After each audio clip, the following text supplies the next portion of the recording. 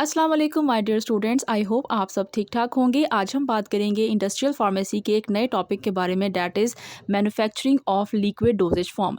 Liquid doses form से मुराद दवाई की वो शक्ल है जो कि हमारे पास पानी की हालत में या लिक्विड हालत में अवेलेबल होती है। इसमें हमारे पास सिरप्स आ सकते हैं, इंजेक्शंस आ सकते हैं। सो आज के लेक्चर में हम देखेंगे कि अगर हमने सिरप्स को बनाना हो तो सिरप्स को बनाने के लिए कौन कौन से मेथड यूज़ किए जाते हैं। इसके साथ साथ सिरप्स के अंदर हम कौन कौन से इंग्रेडिएंट्स ऐड करते हैं। तो सबसे पहले हम डिफ़ाइन करेंगे कि सिरप क्या होता है। सिरप बेसिकली एक लिक्विड डोजेज फॉर्म होती है जिसका कोई थेराप्यूटिक इफ़ेक्ट होता है। थेराप्यूटिक इफ़ेक्ट से मुराद है कि ये वो दवाई होती है जिसके अंदर कोई ना कोई मेडिकामेंट्स या कोई ना कोई एक्टिव सॉल्ट या एक्टिव इंग्रेडिएंट मौजूद होता है जो कि बीमारी के इलाज के लिए इस्तेमाल किया जाता है। जब भी हमने सिरप बनाना होता है तो हमें कुछ चीज़ों की ज़रूरत होती है, उनको हम इंग्रेडिएंट्स भी कहते हैं या कंपोनेंट्स ऑफ फॉर्मुलेशंस भी कहा जाता है। सिरप बनाने के लिए जो सबसे पहली चीज़ आपको चाहिए वो चाहिए active pharmaceutical ingredient. Active pharmaceutical ingredient basically दवाई को कहा जाता है या दवाई या उस सॉल्ट को कहा जाता है जिसकी वजह से सिरप के अंदर बीमारी को ट्रीट करने की सलाहियत मौजूद होती है। देन हमारे पास आता है स्वीटनिंग एजेंट। ख़ास तौर पर जो सिरप्स बनाए जाते हैं उनके अंदर मिठास लाई जाती है, क्योंकि जो ड्रग होती है या जो एक्टिव फार्मास्यूटिकल इंग्रेडिएंट होता है इसका टेस्ट काफ़ी पंजेंट या चुभने वाला होता है। तो उस टेस्ट को मास्क करने के लिए, छुपाने के लिए, कम करने के लिए उसके अंदर स्वीटनिंग एजेंट डाला जाता है। स्वीटनिंग एजेंट के तौर पर जो सबसे ज़्यादा चीज़ यूज़ की जाती है सिरप्स के अंदर, उसको हम शुगर या सुक्रोज़ कहते हैं। सुक्रोज़ एक टेबल शुगर है, ये आपने बायोकेमिस्ट्री में पढ़ा भी होगा कि सुक्रोज़ एक टेबल शुगर है, ये डाइसैकेराइड है। जब भी सुक्रोज़ को तोड़ा जाता है तो इससे एक ग्लूकोज़ का मॉलिक्यूल मिलता है और एक फ्रुक्टोज़ का मॉलिक्यूल मिलता है। देन आता है जी फ्लेवरिंग एजेंट। ख़ास तौर पर जब बच्चों के सिरप्स बनाए जाते हैं तो उसमें मुख्तलिफ तरह के फ्लेवर्स डाले जाते हैं, वनीला फ्लेवर, स्ट्रॉबेरी फ्लेवर, ताकि बच्चे जो हैं उन सिरप्स को ईज़िली पी सकें। अदरवाइज़ वो सिरप को है उसको मुँह से फ़ौरन बाहर निकाल देते हैं। लिहाजा बच्चों की मेडिकेशंस के अंदर फ्लेवरिंग एजेंट्स का डालना बहुत ज़रूरी है। फ्लेवरिंग एजेंट जो है वो दवाई को डिफरेंट फ्लेवर्स देने के काम आते हैं और बच्चों को दवाई की तरफ अपील करने में मदद देते हैं। देन आता है जनाब कलरिंग एजेंट। कलरिंग एजेंट हम आइडेंटिफिकेशन के लिए डालते हैं। मुख्तलिफ़ कंपनीज़ जो हैं वो अपने सिरप्स को बाकी सिरप से डिफरेंशिएट करने के लिए, फ़र्क रखने के लिए उसके अंदर डिफरेंट कलरिंग एजेंट डालती हैं। कलरिंग एजेंट के 2 फ़ायदे होते हैं। एक तो आपका सिरप बाकी सिरप्स के साथ मिक्स नहीं होता, यानी कि वो प्रोमिनेंट रहता है। आपको पता होता है कि जी अगर ब्रूफिन का सिरप है तो वो पिंक कलर का होगा। तो एक आइडेंटिफिकेशन होती है उन लोगों के लिए जिनको पढ़ना नहीं आता या जो लेबल को ठीक से आइडेंटिफ़ाई नहीं कर पाते। तो वो बच्चों के सिरप्स को या इवन अपने सिरप्स को भी कलर्स के नाम से, कलर्स से आइडेंटिफ़ाई कर लेते हैं। दूसरी चीज़ ये होती है कि जो कलर्स होते हैं ये सिरप्स को खूबसूरत बनाते हैं, सिरप को अपीलिंग करने में मदद देते हैं। तीसरी चीज़, बच्चों को अट्रैक्ट करने में कलर्स जो है वो बहुत इंपॉर्टेंट रोल प्ले करते हैं, इसलिए हम सिरप्स के अंदर कलर्स को ऐड करते हैं। उसके अलावा हम इसके अंदर प्रिजर्वेटिव्स डालते हैं। प्रिजर्वेटिव के तौर पर सबसे ज़्यादा शुगर्स यूज़ की जाती हैं जो कि सुक्रोज़ है। सुक्रोज़ इटसेल्फ एक प्रिजर्वेटिव है। इसके अलावा भी हम और बहुत सारे प्रिजर्वेटिव्स डाल सकते हैं। ये भी केमिकल्स होते हैं जो कि हमारी सिरप को मुख्तलिफ तरह के जरासीमों से बचाते हैं, उसको रेडिएशन से बचाते हैं और उसको ख़राब होने से प्रिवेंट करते हैं और उसकी लाइफ को लॉन्ग करने में और हमारी मदद करते हैं। देन आते हैं एंटीऑक्सीडेंट, या इनको एंटीऑक्सीडेंट भी कहा जाता है। एंटीऑक्सीडेंट भी केमिकल्स होते हैं जिनको हम मुख्तलिफ तरह के सिरप्स के अंदर या मुख्तलिफ तरह की जो हमारी मेडिसिन्स होती हैं उनके अंदर ऐड करते हैं। ये केमिकल्स क्या करते हैं, ये केमिकल्स उस सिरप के अंदर होने वाले कोई भी फ्री रेडिकल क्या होता है, टॉक्सिक मटीरियल, या आप कह सकते हैं कि टॉक्सिक मटीरियल या नुकसान पहुंचाने वाले अज्जा के हम अपने सिरप्स के अंदर एंटीऑक्सीडेंट डालते हैं। जब हम इन सिरप्स को खाते हैं या इन सिरप को पीते हैं तो उसके बाद ये एंटीऑक्सीडेंट हमारी बॉडी के अंदर जाते हैं और हमारी बॉडी के अंदर कोई भी अगर फ्री रेडिकल्स हैं या नुकसान पहुंचाने वाले अज्जा मौजूद हैं या टॉक्सिक केमिकल्स मौजूद हैं तो ये एंटीऑक्सीडेंट नामी केमिकल्स जाके उन फ्री रेडिकल्स को या टॉक्सिक केमिकल्स को पकड़ लेते हैं और उनको बॉडी से बाहर निकालने में मदद देते हैं। सो बेसिकली एंटीऑक्सीडेंट वो एजेंट होता है जो कि हम दवाई के अंदर डालते हैं और वो हमारी बॉडी के अंदर जाके जो भी गैर ज़रूरी मादे होते हैं उनको हमारी बॉडी से रिमूव करने में मदद देते हैं, लिहाजा हमारी बॉडी को क्लियर करने में, साफ़ करने में मदद देते हैं। फिर आता है विस्कोसिटी कंट्रोल। इसके लिए विस्कोसिटी होता है गाढ़ापन। अब डिफरेंट जो सिरप्स होते हैं उनकी डिफरेंट विस्कोसिटी या गाढ़ापन होता है। कुछ सिरप ज़्यादा थिक होते हैं, कुछ सिरप जो है वो कम थिक होते हैं या कम गाढ़े होते हैं। सिरप्स को हम पानी से थोड़ा सा विस्कोसिटी जो है सिरप्स की थोड़ी सी ज़्यादा होती है, यानी कि सिरप्स पानी की निस्बत थोड़े से ज़्यादा विस्कस होते हैं, गाढ़ा होते हैं। उसके लिए हमें उसके अंदर मुख्तलिफ़ तरह के विस्कोसिटी एजेंट डालने पड़ते हैं, जैसे कि हम इमल्सिफाइंग जैसे कि हम अकेशिया डाल सकते हैं। अकेशिया एक शुगर है, ठीक है, इसको एज इमल्सिफाइंग एजेंट भी यूज़ किया जाता है। इसके अलावा इसको एज अ थिकनिंग एजेंट भी यूज़ किया जाता है। विस्कोसिटी कंट्रोल को आप थिकनिंग एजेंट भी कह सकते हैं। आप अकेशिया या गोंद कीकर डाल सकते हैं, ट्रैगाकैंथ या जिसको गोंद कतीरा कहा जाता है, ये भी शुगर है, ये भी आप ऐड कर सकते हैं। तो ये सिरप को आपको थिक करने में मदद देते हैं, ताकि जब आप सिरप को अपने स्पून के अंदर पोर करें या उंडेलें तो आपका सिरप जो है एकदम से आपके स्पून से बाहर ना गिर जाए, उसकी थिकनेस थोड़ी सी अच्छी हो ताकि वो आपके स्पून के ऊपर स्टे कर सके। इसमें आता है जनाब एक्सेप्ट एपीआई। एपीआई के अलावा जितने भी बाकी सब चीज़ें हैं उनको हम एक्सीपिएंट्स कहते हैं। एक्सीपिएंट्स का मतलब होता है इजाफी चीज़ें। ड्रग के अंदर सॉल्ट के अलावा बाकी जितनी भी चीज़ें होती हैं उनको हम एक्सीपिएंट्स कहते हैं। तो इसके अलावा बाकी ये और ये जितनी भी चीज़ें हैं इनको हम एक्सीपिएंट्स कहते हैं।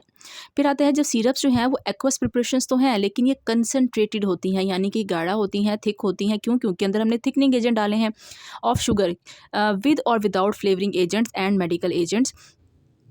तो सिरप जो हैं वो हमारी एक्वस प्रिपरेशंस हैं जो थोड़ी सी कंसनट्रेटेड या थिक होती हैं। इसके अंदर शुगर मौजूद होती है। इसमें इसको हम बना सकते हैं विदाउट फ्लेवरिंग एजेंट भी बना सकते हैं। कुछ सिरप ऐसे होते हैं जो बहुत कड़वे होते हैं, इसका मतलब है उनमें कोई फ्लेवरिंग एजेंट नहीं डाला जाता।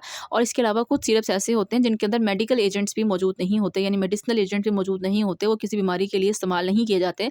जब आप नए नए सिरप्स बनाना शुरू करते हैं अपनी लेबॉर्ट्री के अंदर एज अ फार्मेसी टेक्नीशियन, तो आपको जो सिरप बनाना सिखाया जाता है उसके अंदर आपको मेडिसिनल एजेंट नहीं दिए जाते हैं, क्योंकि जब आप स्टार्टिंग में बना रहे होते हैं तो मेडिसिनल एजेंट बहुत एक्सपेंसिव होते हैं। तो बच्चों को सिखाने के लिए पहले मेडिसिनल एजेंट नहीं डाले जाते, पहले बच्चों को सिंपल सिरप बनाना सिखाया जाता है। जब आप सिंपल सिरप बनाना सीख जाते हैं तब आप उसके अंदर मेडिसिनल एजेंट डालते हैं। अब हम बात करते हैं मोस्ट इंपॉर्टेंट टॉपिक के बारे में कि अगर हमें सिरप्स जो हैं वो प्रिपेयर करने हैं, तो सिरप्स को प्रिपेयर करने के लिए हमें कितने मेथड्स की ज़रूरत होती है। जो भी लेक्चर है इसकी पूरी की पूरी PDF आपको इस वीडियो के डिस्क्रिप्शन में मिल जाएगी। इसके अलावा मैंने ये जो लेक्चर है इसको मैंने ऑलरेडी PDF की फॉर्म में आपके साथ शेयर किया हुआ है। मैंने इंडस्ट्रियल फार्मेसी की 2 PDF शेयर की थी आपके साथ। एक फ़र्स्ट हाफ़ की PDF थी और दूसरी जो है वो सेकंड हाफ़ की PDF थी। ये जो लेक्चर है ये सेकंड हाफ़ PDF में से है, बस मैंने इसमें थोड़ी सी चेंजेस की है। उसमें थोड़ा-सा टफ़ लिखा हुआ था क्योंकि वो मेरे स्टूडेंट ने नोट्स बनाए थे, और ये नोट्स मैंने क्योंकि खुद बनाए हैं तो इसमें मैंने थोड़ी सी चेंजेस की है। अदरवाइज़ अगर आप वो नोट्स भी करते हैं तो वो भी ओके हैं, और अगर आप ये करना चाहते हैं थोड़ा-सा आसान, तो आप इसको भी फ़ॉलो कर सकते हैं। सिरप्स को बनाने के लिए हम 4 तरह के मेथड्स यूज़ करते हैं। एक हम सॉल्यूशन विद हीट, सेकंड आता है एजिटेशन विदाउट हीटिंग, और तीसरा आता है addition of sucrose to a medicated liquid, और फोर्थ आता है परकुलेशन।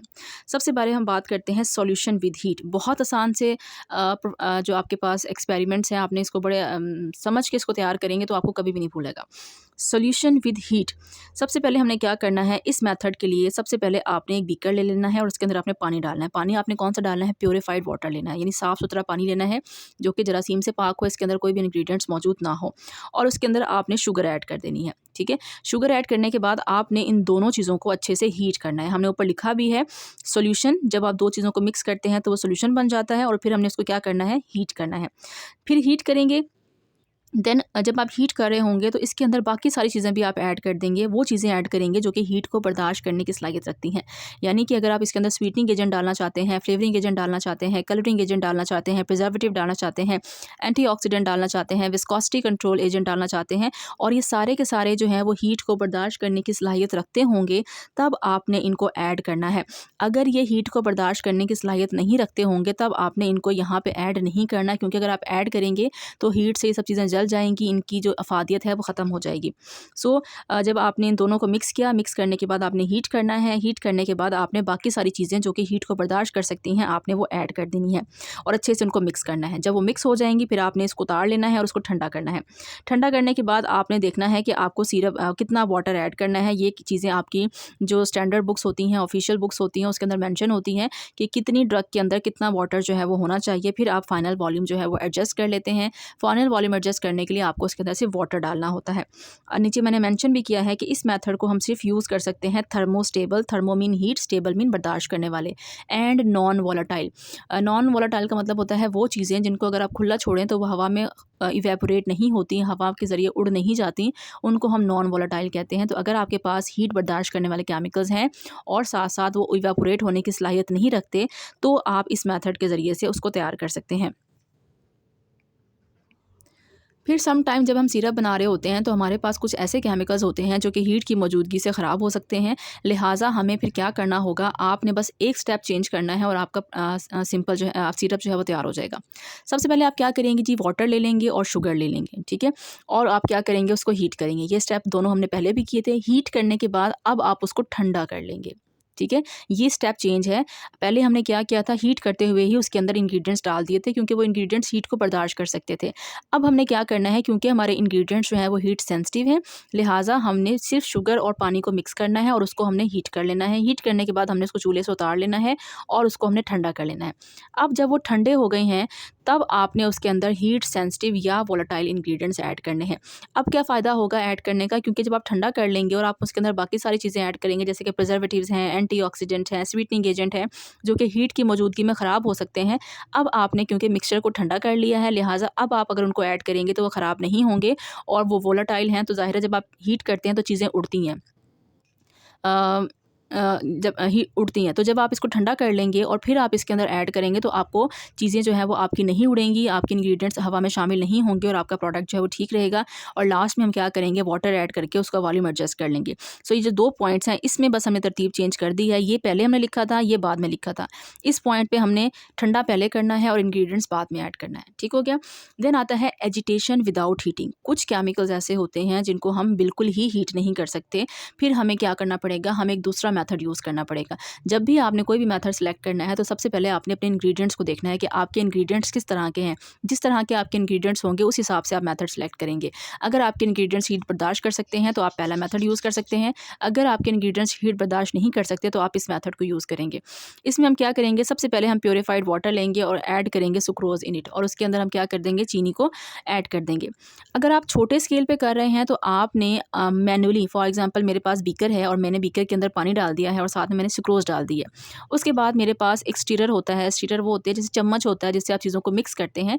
इस तरह से मिक्सिंग के लिए जो चीज़ हम लेबॉर्ट्री में यूज़ करते हैं उसको हम स्टीरर कहते हैं। शीशे का बना हुआ एक चम्मच होता है और उससे आप उसको एजिटेट करेंगे। एजिटेट का मतलब होता है ज़ोर-ज़ोर से हिलाना या घुमाना या मिक्स करना। ठीक हो गया? अगर आप छोटे लेवल पे काम कर रहे हैं, आपकी मशीनरी छोटी है, तो आप हाथों से दोनों चीज़ों को मिक्स कर सकते हैं, उसमें ज़रा टाइम ज़्यादा लगेगा। बट अगर आप बड़े स्केल पे काम कर रहे हैं, बड़ी लेबॉर्ट्री में काम कर रहे हैं, बड़ी इंडस्ट्री में काम कर रहे हैं, तो फिर आपके पास मशीनरी मौजूद होती है। उस मशीनरी के अंदर मैकेनिकल स्टीरर लगे हुए होते हैं जिनको आप बिजली की मदद से चलाते हैं और वो स्टीरर ऑटोमेटिकली जो है वो चीज़ों को मिक्स करना शुरू कर देते हैं। सो बस आपने ये याद करना है। उसके बाद आपने ऑल अदर इंग्रीडिएंट्स जो हैं वो ऐड कर देने और उनको अच्छे से मिक्स कर लेना है। फ़र्क सिर्फ ये है, इसमें हमने हीट नहीं करना, इसमें हमने एजिटेट करना है। एजिटेट कैसे करना है? एजिटेट करने के लिए हमने स्टीरर का इस्तेमाल करना है। छोटा लेवल है तो आप हाथ से चीज़ों को मिक्स करेंगे, यानी कि हाथ वाले स्टीरर से मिक्स करेंगे। और अगर आपके पास बड़ा लेवल है तो उसके बाद आप मैकेनिकल स्टीरर से उसको मिक्स कर सकते हैं और उसके बाद आपने सारे इंग्रेडिएंट्स जो हैं वो ऐड कर लेने हैं। हमेशा सबसे पहले आपने वाटर को सुक्रोज़ के साथ मिक्स करना है, देन आपने बाकी चीज़ें ऐड करनी होती हैं। फिर आता है third step, addition of sucrose to the medicated liquid. अगर आप एक ख़ास किस्म का सिरप बना रहे हैं जिसके अंदर आपने टिंक्चर्स इस्तेमाल करने हैं, ये थोड़ा सा डिफरेंट है। अगर आप एक ऐसा सिरप बना रहे हैं जिसके अंदर आपने टिंक्चर्स जो है वो ऐड करने हैं। टिंक्चर्स क्या होते हैं? टिंक्चर्स हमारी ऐसी लिक्विड प्रिपरेशंस होती हैं जिनके अंदर अल्कोहल बहुत ज़्यादा मिकदार में होता है। यानी कि जैसे सिरप होते हैं, सिरप के अंदर तो पानी ज़्यादा होता है और मेडिसिनल एजेंट्स कम होते हैं। बट अगर हम टिंक्चर्स की बात करें तो टिंक्चर्स के अंदर पानी कम होता है और अल्कोहल की मिकदार ज़्यादा रखी जाती है। सो इन हाइड्रो अल्कोहलिक प्रिपरेशंस को हम टिंक्चर्स कहते हैं। सम टाइम हमें टिंक्चर्स के अंदर मौजूद जो मेडिकामेंट्स हैं, जो एक्टिव फार्मास्यूटिकल इंग्रेडिएंट हैं, उनकी मदद से हमें कोई सिरप बनाना पड़ जाता है। यानी डॉक्टर कह देता है कि आपके पास ये टिंक्चर है, आपने पेशेंट को टिंक्चर नहीं देना, आपने पेशेंट को इसका सिरप बना के देना है। फिर आप क्या करेंगे? फिर आप ये मेथड यूज़ करेंगे। इस मेथड में हम क्या यूज़ करते हैं? This method is use with the tincture. इस मेथड को हम टिंक्चर्स के साथ इस्तेमाल करते हैं। सबसे पहले आपने टिंक्चर लेना है, जो भी आप बनी बनाए टिंक्चर अवेलेबल होते हैं। इसमें अल्कोहल होता है, वाटर होता है और मेडिसिन मौजूद होती है, यानी कि ड्रग मौजूद होती है। उस टिंक्चर को आप पानी के अंदर ऐड करेंगे। ठीक हो गया? अब टिंक्चर के अंदर अल्कोहल होता है ज़्यादा मिकदार में। जैसे ही आप ऐड करते हैं टिंक्चर को पानी के अंदर, तो एडिशन ऑफ दीज, इसको जैसे ही आप ऐड करते हैं तो प्रेसिपिटेशन हो जाती है, यानी कि चीज़ें नीचे बैठ जाती हैं ऑफ अल्कोहल सॉल्युबल मटेरियल। क्योंकि आपके टिंक्चर के अंदर जो भी इंग्रेडिएंट्स डाले गए थे वो सारे के सारे अल्कोहल के अंदर हल होने की सलाहियत रखते थे, इसलिए वो एक प्रॉपर मेडिसिन यानी टिंक्चर बन गया था। अब जब आपने टिंक्चर को उस सिरप के अंदर डाला है तो सिरप के अंदर तो पानी है, या आपने उसको पानी के अंदर डाला है तो पानी तो सिर्फ पानी है, पानी के अंदर अल्कोहल तो नहीं है। तो जैसे ही आप उस केमिकल कंटेनिंग टिंक्चर को अल्कोहल कंटेनिंग टिंचर को अपने सिरप के अंदर या अपने वाटर के अंदर डालते हैं तो होता क्या है कि पानी के अंदर जैसे ही वो इंग्रेडिएंट्स आते हैं, उनमें से वो इंग्रेडिएंट्स जो पानी के अंदर हल होने की सलाहियत नहीं रखते, बल्कि वो तो अल्कोहल के अंदर हल होने की सलाहियत रखते थे, जब आपने पानी डाला तो वो सारे के सारे इंग्रेडिएंट्स नीचे बैठना शुरू हो जाएंगे। ठीक हो गया। सो आपके जितने भी इंग्रेडिएंट्स वाटर के साथ हल होने की सलाहियत नहीं रखते, वो सारे के सारे क्या कर जाएंगे, नीचे बैठ जाएंगे। अब आपने क्या करना है, आपने उसको फ़िल्टर करना है। जो इंग्रेडिएंट्स नीचे बैठ गए हैं उसको आपने छोड़ देना है, जो इंग्रेडिएंट्स वाटर के साथ मिक्स हो गए हैं उसको आपने फ़िल्टर कर लेना है या आपने उसको छान लेना है। अब छानने के बाद दूसरे बीकर के अंदर जो आपने मटेरियल हासिल किया है उसको हम फ़िल्ट्रेट कहते हैं। ठीक है। उस फ़िल्ट्रेट के अंदर आपने फिर शुगर ऐड करनी है। जब आप शुगर ऐड कर देंगे तो वो आपका क्या बन जाएगा, सिरप बन जाएगा। ठीक हो गया। सिर्फ फ़र्क क्या है कि आपके पास टिंचर मौजूद था जिसके अंदर अल्कोहल था, हमने उस टिंचर से क्या बनाना था, सिरप बनाना था। टिंचर्स के अंदर शुगर की मिकदार कम होती है, अल्कोहल की मिकदार ज़्यादा होती है, लिहाजा हमने टिंचर को पानी के अंदर जैसे ही डाला तो इस टिंचर के अंदर वो केमिकल जो कि पानी के अंदर हल होने की सलाहियत नहीं रखते थे, जो कि अल्कोहल के अंदर हल होने की सलाहियत रखते थे, वो सारे के सारे नीचे बैठ जाएंगे। हम उसको फ़िल्टर करेंगे। फ़िल्टर करने के बाद जो हमारे पास वाटर सॉल्युबल कंपोनेंट्स हैं उसके अंदर हम सारे के सारे के अंदर शुगर ऐड करेंगे, और शुगर जब ऐड कर देंगे तो हमारा जो है वो सिरप बन जाएगा। और लास्ट में हमारे पास आता है परकुलेशन। परकुलेशन एक बड़ा सिंपल सा मेथड है। इसमें हमें एक ख़ास किस्म का अपरेटस यूज़ करना पड़ता है जिसको हम परकुलेटर कहते हैं। आपने फर्स्ट ईयर के अंदर जब आपने एक्सट्रैक्शन का चैप्टर पढ़ा था वहाँ पर भी आपने इसको पढ़ा था। ठीक है। तो परकुलेशन का मेथड हम सिरप्स को बनाने के लिए भी इस्तेमाल करते हैं। सबसे पहले आपने क्या करना है, परकुलेटर लेना है और उसको आपने फिल करना है। फिल करने का मेथड आपको आना चाहिए। सबसे नीचे आपने इस मशीन के ऊपर से ना आपने क्या डाल देनी है, कॉटन डाल देनी है या रुई डाल देनी है। उसके बाद आपने शुगर के क्रिस्टल्स, ठीक है, शुगर्स के बड़े बड़े क्रिस्टल्स जो हैं, बड़े बड़े पार्टिकल्स आपने इस कॉटन के ऊपर जो है वो अच्छे से दबा देने, ऊपर रख देने। उसके बाद आपने जो भी आपका सिरप है जिसके अंदर वाटर भी होगा और मेडिकामेंट्स भी होंगे वो आपने इसके ऊपर से उंडेल देना है और इसका लिड आपने बंद कर देना है। अब आहिस्ता आहिस्ता क्या होगा कि पानी और उसके अंदर जो भी आपने एक्टिव इंग्रेडिएंट या सॉल्ट या मेडिकल एजेंट ऐड किए हुए थे वो आहिस्ता आहिस्ता शुगर्स के अंदर से गुजरेंगे, शुगर उसके अंदर डिज़ोल्व होगी और फिर वो कॉटन में से गुजरेंगे और वो ड्रॉप वाइज यहाँ पे हासिल हो जाएंगे। इस तरीके को करने में तकरीबन वीक्स का टाइम लगता है, काफ़ी टाइम लगता है, क्योंकि आहिस्ता आहिस्ता एक एक ड्रॉप आपके पास हासिल होगा। जो ड्रॉप्स आपके पास हासिल होंगे उसको हम फ़िल्ट्रेट कहेंगे, और इस मेथड से अगर आप सिरप बनाएंगे तो इसको हम परकुलेशन कहेंगे। ठीक हो गया। It is called the cool process. इसमें हम परकुलेटर लेंगे, क्रिस्टलाइन सुक्रोज इसको हम रखेंगे परकुलेटर के अंदर, प्यूरिफाइड वाटर जिसमें मेडिकामेंट्स होंगे उसको हम ऊपर से अलाउ करेंगे कि वो सुक्रोज में से गुजरे, और फिर हम जो परकुलेट है या फिल्ट्रेट है उसको हम नीचे से हासिल कर लेंगे। ये फिल्ट्रेट हमारा सिरप है और इसको हम मुख्तलिफ तरह की अपनी बीमारियों के इलाज के लिए इस्तेमाल कर सकते हैं, जिस तरह का भी आप मेडिकामेंट्स इसके अंदर डालेंगे। सो ये था जी आज का lecture about syrups. I hope lecture आपको पसंद आया होगा। वीडियो पसंद आई है तो प्लीज़ वीडियो को लाइक करें और चैनल को सब्सक्राइब करें। अपने फ्रेंड्स और अपनी जो कॉलेज ग्रुप है उसमें इसको ज़रूर शेयर करें। आपका एक लाइक हमें बहुत मोटिवेट करता है। Thank you so much. अल्लाह हाफ़िज़।